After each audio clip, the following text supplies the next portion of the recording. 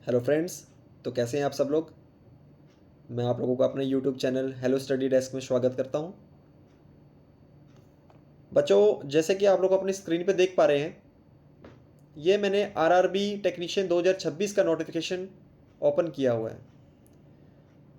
आज मैं आप लोगों को बताऊंगा कि इस वैकेंसी को कैसे फिल करना है, कब इसकी ओपनिंग डेट है, कब इसकी क्लोजिंग डेट है और कितना इसका फ़ी है और कौन कौन से जोन में वैकेंसीज आई हुई है और क्या इसका सिलेबस रहेगा, कैसे एग्ज़ाम पैटर्न रहे, कैसे एग्ज़ाम होगा, कहाँ एग्ज़ाम होगा, क्या कुछ आप लोगों को पढ़ना होगा।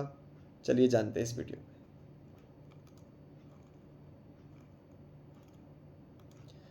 बच्चों, सबसे पहले ये वैकेंसी उनके लिए है जिन्होंने आईटीआई, डिप्लोमा और बीटेक किया हुआ है। तो प्लीज़, अगर आप लोगों ने आईटीआई, डिप्लोमा, बीटेक किया हुआ है तो आप इस वैकेंसी को फिल करना।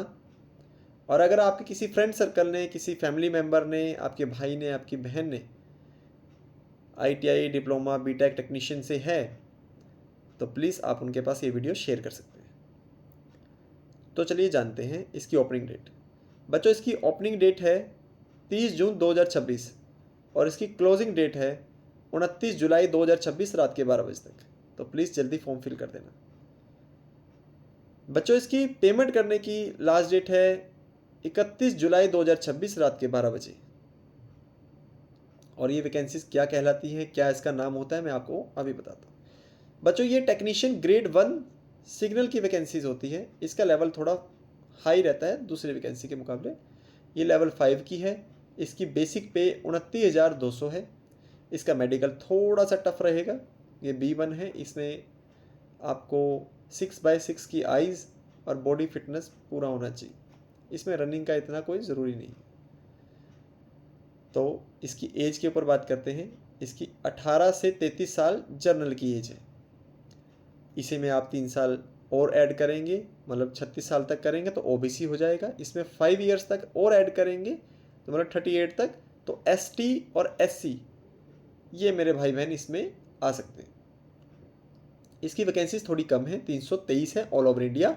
ये एक जोन की नहीं है बच्चों, ये सभी जोन में, किसी में 20 दी होगी, किसी में 40 दी होगी, तो यूँ टोटल करके 323 वैकेंसीज करी गई है।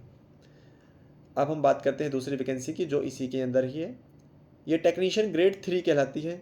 इसका लेवल 2 होता है। ये ग्रुप डी से, जैसे जो भी भाई बहन अगर रेलवे के पेपर देते हैं तो उन्हें पता होगा कि ग्रुप डी भी एक पोस्ट आती है, ज़्यादा मात्रा में पोस्ट आती है। वो लेवल 1 की है, 18,000 बेसिक होती है उसकी। और ये लेवल 2 है, ये उससे एक पर ऊपर है। वो लोग प्रमोशन लेके टेक्नीशियन ग्रेड 3 में ही जाते हैं। और आप लोग अगर इस एग्ज़ाम को क्लियर करेंगे तो आप लोग डायरेक्ट ही टेक्नीशियन ग्रेड 3 कहलाएंगे। इसकी बच्चों, इसका ग्रेड पे लेवल है लेवल 2। इसकी बेसिक पे है 19,900, जो कि आपकी 30 से 35,000 तक लमसम बन जाती है। बच्चों, इसका मेडिकल बिल्कुल उसके मुकाबले थोड़ा सा लूज़ कहलाता है, थोड़ा सा कम होता है, टफ नहीं होता है। लेकिन इसकी एज जनरल कैटेगरी की 18 से 30 साल है। और इसमें अगर 3 साल ऐड करेंगे तो वही ओबीसी, और 5 साल ऐड करेंगे तो SC ST।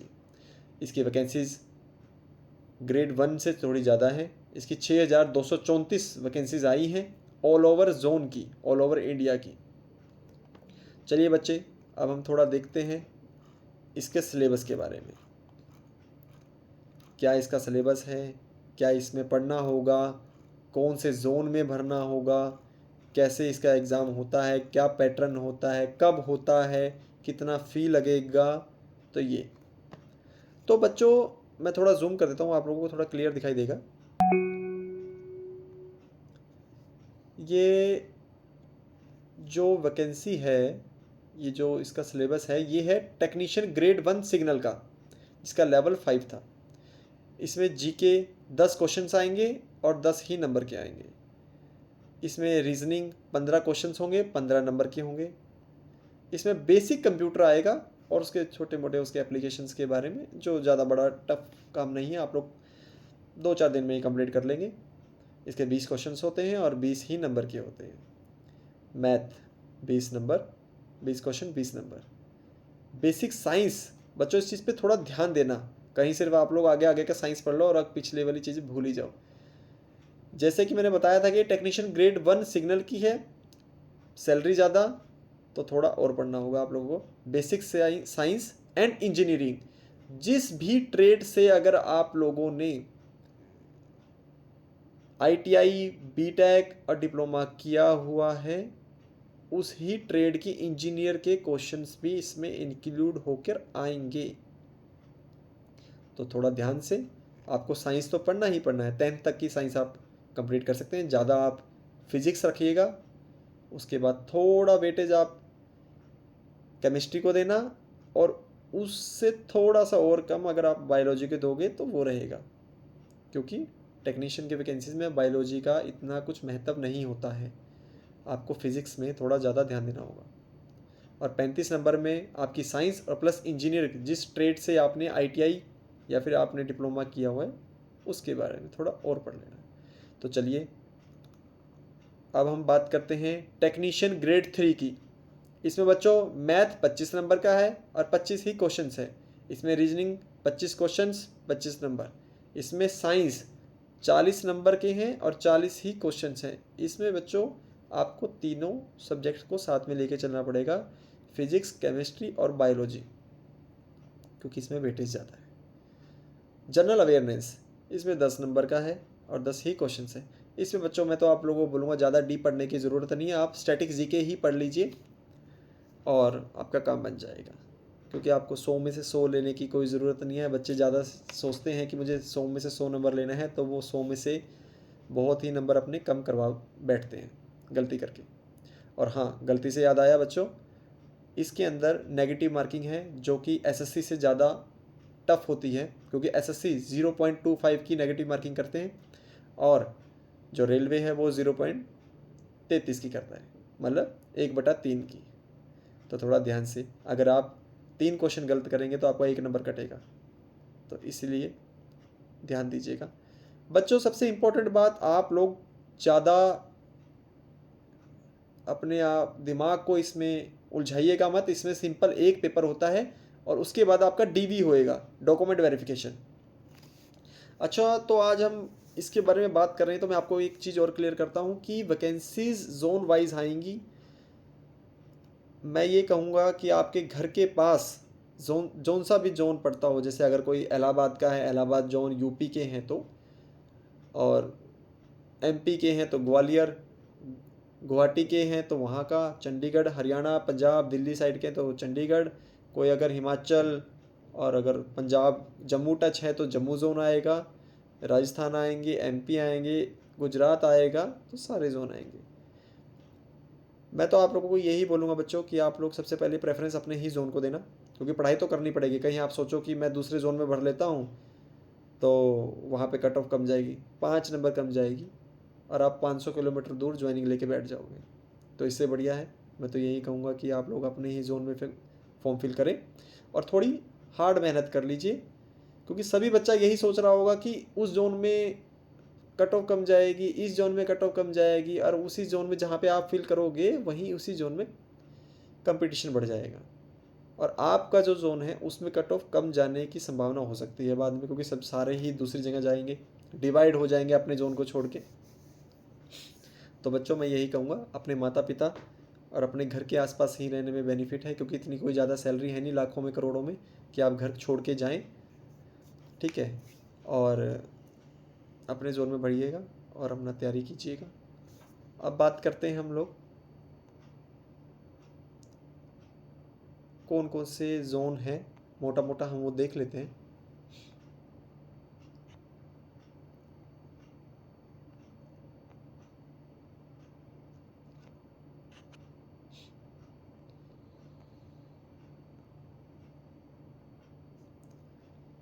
बच्चों इसके अंदर जोन जो है वो अहमदाबाद, RRB अहमदाबाद है, RRB अजमेर है, और कौन कौन से ट्रेड की वैकेंसीज़ हैं मैं आप लोगों को बता देता हूँ। इसमें अगर आप लोग ज्वाइन करते हैं तो आप टेक्नीशियन ग्रेड 1 सिग्नल बन सकते हैं, जो मैंने बताया था लेवल 5 की है।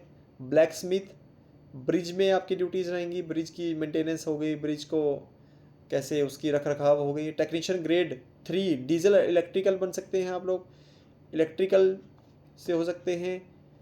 एसी कंडीशनिंग की अगर किसी ने आईटीआई की है वो कर सकता है, सिग्नल की किसी ने करी हुई हो, वेल्डर हो गए, फिटर हो गए, मैकेनिस्ट हो गए। मैकेनिस्ट, अच्छा एक चीज़ और थोड़ा आप ध्यान दीजिएगा इसके अंदर, अगर आप टेक्नीशियन की वैकेंसी भर रहे हैं तो मेरे हिसाब से तो अगर आप लोगों को वर्कशॉप में ही अगर जॉब मिल जाए, क्योंकि जो बच्चा अगर ज्वाइन करता है कल को वो सोचता है मैं थोड़ी और हायर पोस्ट पे भी जाऊँ, तो उसके लिए आप लोगों को टाइम चाहिए, आप लोगों को घर पे आना जाना आराम सब कुछ चाहिए। तो जितनी भी यहाँ पे वर्कशॉप में वैकेंसीज हैं आप ज़्यादातर वो भरिए। लेकिन जैसे मैकेनिस्ट वर्कशॉप में लग सकता है, फिटर वर्कशॉप में लग सकता है, ठीक है बच्चों, और वेल्डर वर्कशॉप में लग सकता है, तो इसीलिए डीजल मैकेनिक वर्कशॉप में लग सकता है, पेंटर वर्कशॉप में लग सकता है। हालांकि इसका क्वार्टर्स में भी ड्यूटी लग जाती है कई बार, नंबर प्लेटिंग, नेम प्लेट करना, क्वार्टर्स के नंबर्स लिखना, खंभों पे पेंट करना, ये सब कुछ ऐसा ही होता है। तो आई होप आप लोगों को समझ में आ रही होगी। जिन जिन बच्चों ने इन आईटीआई डिप्लोमे या फिर इनका कोर्स किया हुआ है और आईटीआई से एनसीवीटी एससीवीटी से किया हुआ है, कहीं कोई सोचे मैं कोई प्राइवेट इंस्टीट्यूट से कोई डिप्लोमा लेके उसको भर देता हूँ, वो इसमें मान्य नहीं है बच्चों। पहली बात तो आप लोगों का इसमें एडमिट कार्ड ही नहीं आएगा, अगर आ भी गए तो आप लोग रिजेक्ट माने जाओगे डॉक्यूमेंट वेरिफिकेशन के टाइम। तो इतना लंबा प्रोसेस करने की ज़रूरत नहीं है बच्चों, आप लोग जो जेन्युइन है उसी को फिल करें, अपने ही जोन में फिल करें। और इसमें 500 रुपये फ़ीस होती है बच्चों, जो कि जर्नल, ईडब्ल्यूएस और ओबीसी की होती है। लेकिन इसमें से 50% आपको वापस मिल जाती है, रिम्बर्स हो जाती है। वो कब? जब आप एग्ज़ाम में बैठते हैं, आप एग्ज़ाम को अटेम्प्ट करते हैं, चाहे आप क्वालिफाई हो चाहे आप क्वालिफाई ना हो, लेकिन अगर बैठेंगे एग्ज़ाम देंगे तो आपको गवर्नमेंट आरआरबी आपके 250 रुपये वापस करेगी। ये है सिर्फ जर्नल, ईडब्ल्यूएस और ओबीसी के लिए। एससी एसटी के लिए 250 रुपये फ़ीस है और वो भी उनके लिए रिम्बर्स हो जाएगी। और एक चीज़ और बच्चों, जो भी मेरे साथी एससी और एसटी के हैं वो थोड़ा गौरपूर्वक सुनना। जब भी आप लोगों का एडमिट कार्ड आएगा और आपके घर से दूर सेंटर बनता है, चाहे 100 किलोमीटर, चाहे 20 किलोमीटर, चाहे 500 किलोमीटर, चाहे 2000 किलोमीटर, आप जिस भी जोन में भरेंगे, अगर वो होता है, एक सेकेंड, अगर वो होता है तो आप लोगों को उस एडमिट कार्ड पे लिखा होगा कि आप लोगों के लिए आना जाना रेल मुफ्त करेगी। ये सिर्फ एससी एसटी वाले मेरे भाई बहनों के लिए है। तो थोड़ा आप वंचित मत रहिएगा इस वैकेंसी को भरने के लिए। मैं तो कहूँगा फॉर्म ज़रूर फिल करें, तैयारी करें और वैकेंसी लें और अपना भविष्य को सेव करें, क्योंकि जिस हिसाब से वैकेंसीज आ रही हैं मुझे नहीं लगता कि और ज़्यादा आएंगी, क्योंकि आगे से आगे वैकेंसीज कम होती जा रही हैं। तो आई होप आप लोग मेरी बात समझ रहे होंगे और मैं आप लोगों को ज़्यादा समय ना लेता हुआ आपको ये बता रहा हूँ कि आज हमने जिस वैकेंसीज के बारे में बात करी है उसमें मैंने सब कुछ आप लोगों को बता दिया है। और लास्ट में जब सीबीटी क्लियर हो जाएगा आप लोगों का, उसके बाद डॉक्यूमेंट वेरिफिकेशन होगा और देन लास्ट में मेडिकल एग्जामिनेशन होगा। बस उसके बाद सीधा आप लोगों की ज्वाइनिंग होएगी। तो मन लगा के पढ़ाई कीजिए। और अगर किसी मेरे दोस्तों को फॉर्म फिल करने में प्रॉब्लम आ रही है तो मैं अपना एक व्हाट्सएप चैनल दे दूंगा, नीचे एक उसमें का लिंक छोड़ दूंगा डिस्क्रिप्शन में, तो आप लोग उसके अंदर जाकर मुझे मैसेज कर सकते हैं, मुझसे संपर्क कर सकते हैं। जहाँ तक अगर होगा मैं आप लोगों की मदद उसमें ज़रूर करूँगा। जय हिंद, जय भारत। और फॉर्म फिल करने का लास्ट डेट आने वाली है।